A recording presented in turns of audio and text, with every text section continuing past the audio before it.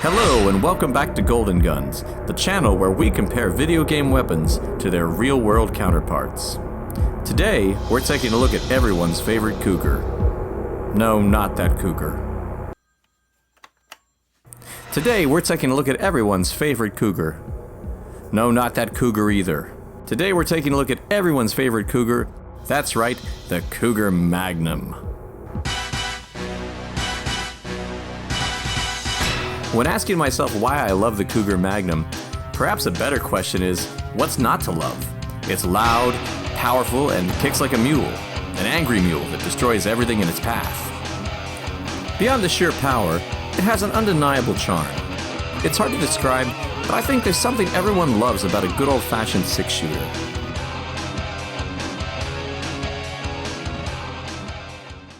When I sat down to make this video, I couldn't remember when we first get to shoot the Cougar Magnum. I realized that's because, without a cheat, we never actually get to use it in single player. When the Cougar Magnum makes its first appearance, it's not wielded by 007, but surprisingly by Natalia Simonova. I say surprisingly because Natalia, up to this point, has been, how shall I say this, mostly useless. Yes, Natalia, the one who only 3 levels ago ran away at the sound of gunfire. Yes, Natalia, who is perpetually walking in front of bullets, dying, and forcing you to restart the mission. Yes, Natalia, who has been nothing but an annoyance up until this point, has suddenly learned to shoot and is wielding none other than the freaking Cougar Magnum. It's one of my favorite GoldenEye memories when Natalia, of all people, suddenly starts blowing away guards with a ridiculously overpowered handgun. I was like, dang, when did she learn to shoot like that? Single player aside, I think most people's love affair with the Cougar Magnum stems from the mayhem of multiplayer. I can remember many a time playing GoldenEye when I would spy 2 of my friends inflicting damage on each other, only to have me walk up and, in a total jerk move, finish them both off with the Magnum. Man, I miss those days. The Cougar Magnum, originally titled Ruger Magnum in early GoldenEye builds, is based on the Ruger Redhawk, a popular large-frame revolver chambered in .44 Magnum. Introduced in 1979 by Sturm Ruger & Co., the gun capitalized on the craze for .44 caliber revolvers, kicked off by the film Dirty Harry. While Dirty Harry wielded a Smith & Wesson Model 29, it's the Ruger Redhawk that comes to my mind when I think of large-bore revolvers. The Redhawk is chambered in .44 Remington Magnum. While this is no longer the biggest pistol caliber around, it's the largest I've ever shot, and you could argue the largest remotely practical. Aside from the massive cartridge, the .44 Magnum is like any other single-action revolver.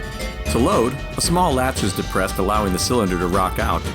Then each cartridge is loaded into the chamber, and the chamber locked back in place. When you're ready to fire, cock the hammer and hold on tight.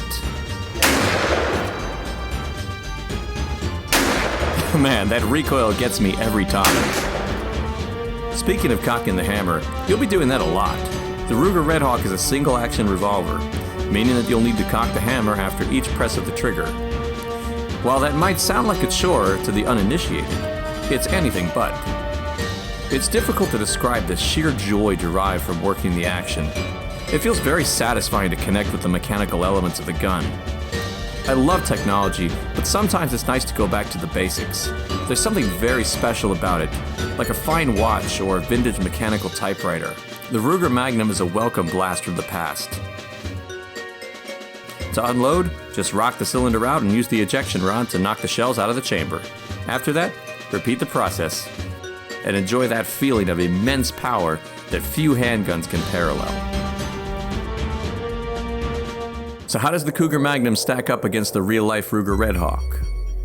Well, like the Tokarev, it's loud and proud, but with a distinctive timbre all of its own. Even when multiple guns are being shot at once, you can easily identify the unique sound of the .44 Magnum.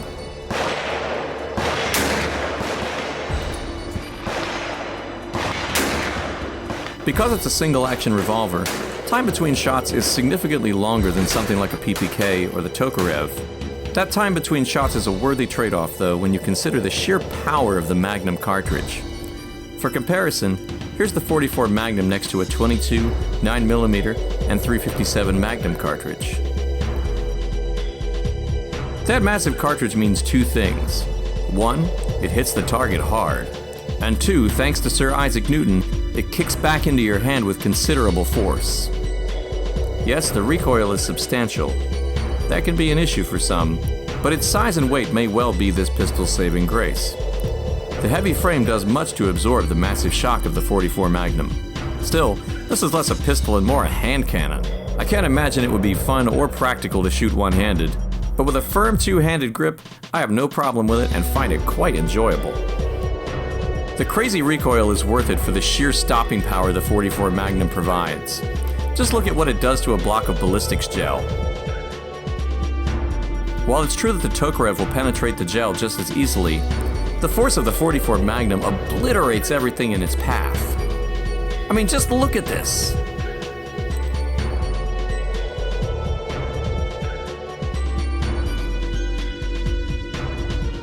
True to life, GoldenEye's Cougar Magnum is one hit to the head and you're dead. Yep, just like most guns, a magnum to the face will put you in your place. Okay, that's enough rhyming. Now yes, most guns will kill a person if they're struck in the head, but this is a video game from 1997, so a one-hit kill is a little unique and part of its mystique. Ah, I said no more rhyming! Okay, let's move on. So, what about my favorite moment in GoldenEye where Natalia suddenly shows up with the Cougar Magnum and starts kicking butt? Could that actually happen? Well, we don't know very much about Natalia's character, but we do know that she likely grew up in a communist country. My mother-in-law, who grew up in 1970s Yugoslavia, tells me that basic firearms training was a mandatory part of school back then. Given that, I think it's not unreasonable to assume Natalia would know her way around a gun. The next logical thing to ask is whether or not a 44 Magnum is an appropriate gun for Natalia. The answer is, of course not! That's ridiculous! That said, the ridiculousness of the situation is what makes it so great. So, would I recommend owning one? Well, if you asked me if you should go out and shoot one, I'd say yes, absolutely you should. As for owning it, that's a more complicated question. The powerful 44 Magnum round is both its selling point and its downfall. You see, during the 1970s, the 44 Magnum became incredibly popular, with people heading to the gun stores right and left for a chance to feel like Dirty Harry. In fact, I've heard lots of gun stores have sold old rentals with very low round counts because so many customers rented it only to give it back after firing a few shots. Even though I know what I'm getting into, the recoil still surprises me every time I shoot it. So should you own one? If you can find a good deal on one and you want to pick it up, then I'd say go for it. Otherwise, I'd say pick up its slightly smaller brother, the Ruger Blackhawk, chambered in the more affordable and recoil-friendly 357 Magnum. And if you're just getting into shooting, or you're more money conscious, you might want to consider the very affordable Heritage Rough Rider in .22 caliber. Whichever one you choose, head out to the range and enjoy the feeling of loading the cylinders, cocking that hammer, and connecting with the timeless mechanics of a single-action revolver. Just don't forget to pick up plenty of Magnum ammo. Well, that concludes this episode. This is part of a series I'm doing on the guns of GoldenEye. If you have ideas for what you'd like to see in the future, or you just want to share a memory of blowing your friends away with the Cougar Magnum, leave a comment below.